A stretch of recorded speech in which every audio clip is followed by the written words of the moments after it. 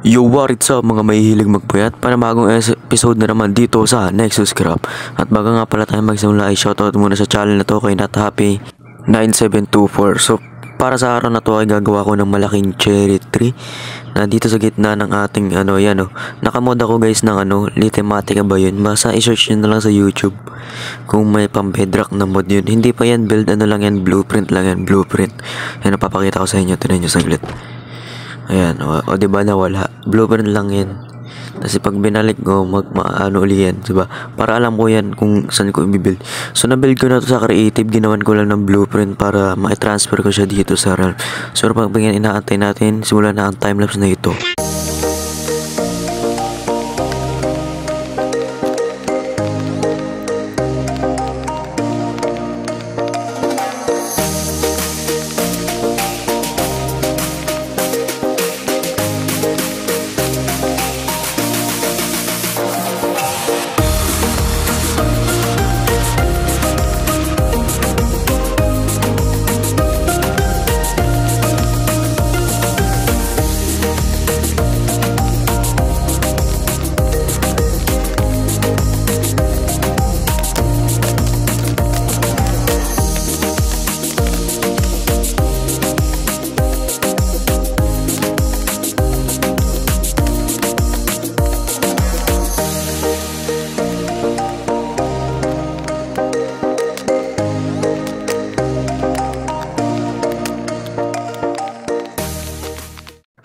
So I'm back at nandito nga pala ako sa base ni Asphalts at naigamit ako ng kanyang super smelter kasi nag-i-smelt ako ng maraming glass para sa aking gagawing automatic na, hindi naman siya automatic, parang pang farm ko lang ba para sa trial chambers at kailangan ko ng maraming glass para doon. At nandito na naman nga ako dito sa breeze na lugar na to na napakadaming breeze. Nakakainis talaga sila patayin. Tinan nyo ba naman, talon ng talon. Hindi mapakali, nakapikon.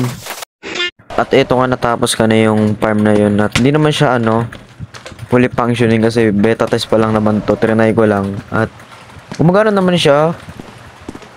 Kaso may problema nga lang kasi yung mga spiders nakaka-acute dito sa taas. At kailangan ko rin pumunta dito sa taas para mag-spawn sila at makuha yung mga trial key na magdadrop. Kaya ginagawa ko dito sa test, pinapana ko na lang sila eh. So ayan, hindi na ako gagawa ng slime farm kasi may mga slimes naman dito at maganda to. Hindi na ako magpapakahirap mag-mining dun sa base ko. At i-expand ko rin yan ng 2 blocks kasi hindi kasya yung malaking slime eh. At ipapailalim ko pa yan hanggang dun sa baba para one hit na lang yung sa kanila. Tapos ayan, pag napatay ko sila, magdadrop na lang sila dito sa my chest. Yan, diba? Gumagana naman super at okay na yun, at least gumagana, diba? At mamaya nga pala magre-raid ako ng maraming Asian City. Kasi mangunguha ako ng maraming enchanted golden apple na isang shulker box ang aking goal. Ito ang goal ko dito ngayon this season. Makakuha ng isang shulker box ng enchanted golden apple. Walang imposible, mamen. Walang imposible. At nandito nga pala ako sa base ni Asphalt at mamimili ako ng maraming wool. Kasi kailangan ko ng wool para may blocks ako doon mamaya sa Asian City at hindi ako mapatay ng warden. Kasi delikado mapatay ng warden, men. Madami akong lalakbayin na blocks. Thousands of blocks ang aking lalakbayin para mag-raid ng mga Asian City. So gumamit ako ng website para makahanap yung mga Asian City. So ito na nga at nandito ako sa Asian City. So nakikita nyo naman, diba? Prepared ako dito, men.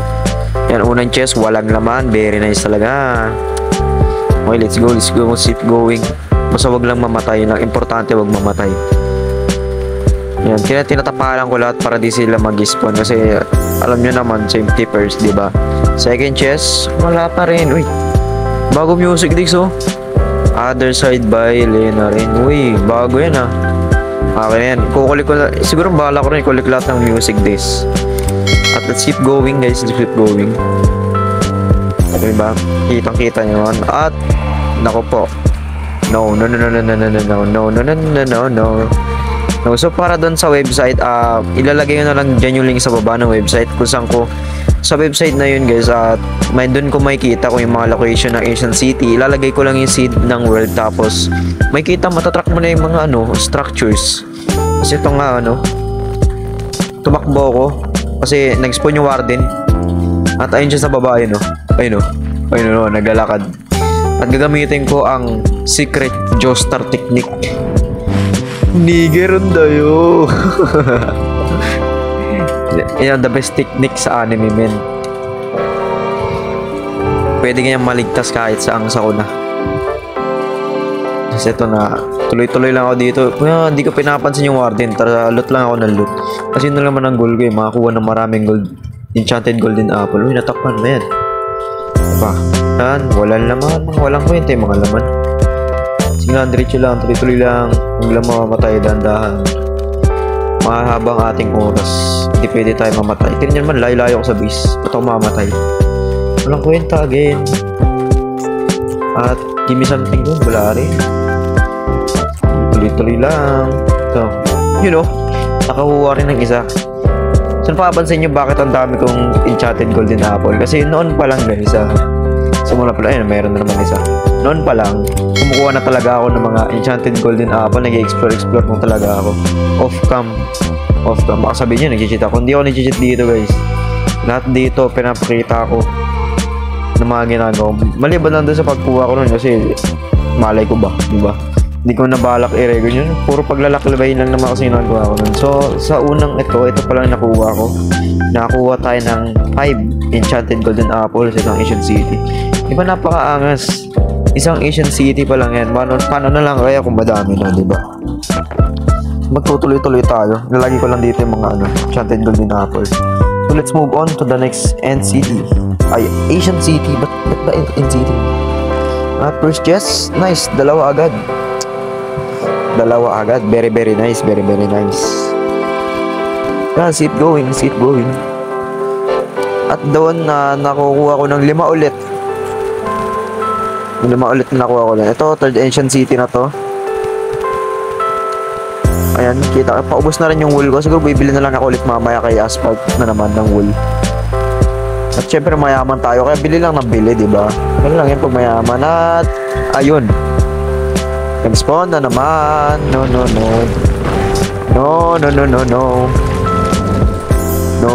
Takbo. Napakaganda talaga ng sweep snake na enchantment, mga pre. Kasi kahit nakasneak na, niluluro ko siya palayo eh. Kaya, naisipan ko panain. Patay. Yan, hinabol na ako. Joke. Kinat ko na yung pad na yun ha. Huwag yun ang alamin ko ano nangyari. At nakuha ko doon ng 8. Ang dami, 8 agad. Ito nakakuha na tayo 18. Sa tatlong Asian City pa lang yan. 15 yung bala kung ano yun eh. Ay, napakadami kong shulker box. Hindi ko alam kung ano nang gagawin ko. Punong-puno na ako ng storage. At ayan, ang dami ko rin nakuha na full enchant. Sayang naman eh, ba't di ko kukunin? At dito, nagki-clear lang ako. Ayan. Nag-set up ako ng camp dito kasi alam niya man, delikado. At ang daming mobs na nag-i-spawn. Napakadami. Ayan, diba? Una na, paubos na yung wool ko. Ano ba yan? Second batch na ng wool ko to. At dito, napansin ko. Ito, pagbaba ko, ayan. Wait lang. Dito, napansin ko. Wala na yung Asian City. Ito pala yung dati kong na-explore. Kung di nyo alam guys, off-cam, nag-raid kami ni Cybercrafted na Asian City at pagkatapos namin ma-raid, pinasabog namin 2 shulker box ng TNT yung ginagamit namin at syempre ilang beses din kami namatay dun. So anyways, let's move on to another Asian City na lang. Ito na yung ating panlima at nakuha naman 2. Very nice. Next, walang kwenta. Keep going. Puro ganito lang ginagawa ko ngayong episode guys. Okay, ganito kalakas, ganito kayaman, ganito kalakas mag-grind. So nag-a-average yung playing hours ko sa Minecraft everyday ng 9 hours. 7 to 9 hours lagi average yun. Ito talaga nakakainis yung mga na to eh, sensor na to eh. Hindi naman na ng sound yung yung shrieker. Talaga yung sensor na nagbibigay ng At marami rin ako nakukuha ang enchanted box na sweep snake at pwede ko rin ibenta yan. Siguro in the future magagawa ko ng enchanted box na store. So at ngayon nakakuha tayo ng wala wala tayong nakuha sa Asian City na to. Malas sa mga Asian City na to. Ayun, ang dami yung Swift Snake na nakuha ko. Pag combine ko hanggang maging Swift Snake 3. Numabulil ako. Hindi ko lang bakit. At let's go, let's move on to another. Tignan nyo, nasa 1K na ako. Layo ko na sa base. Napakaganda ng website na yun, guys. Kung kasi nyo i-try nyo, ilalagay yung link sa dyan sa baba. Ayun, madami. Nakuha rin ako nung smithing template. Very, very nice. Bahala ko rin i-collect lahat. Meron na ako kalakas mag-grind, man. Kukulik ko lahat. Lahat ng rare, lahat. Bahala ko rin sa future, gagawa ko ng museum. At doon sa aking base at gagawin ko yung Japanese village. So, abangan nyo, guys.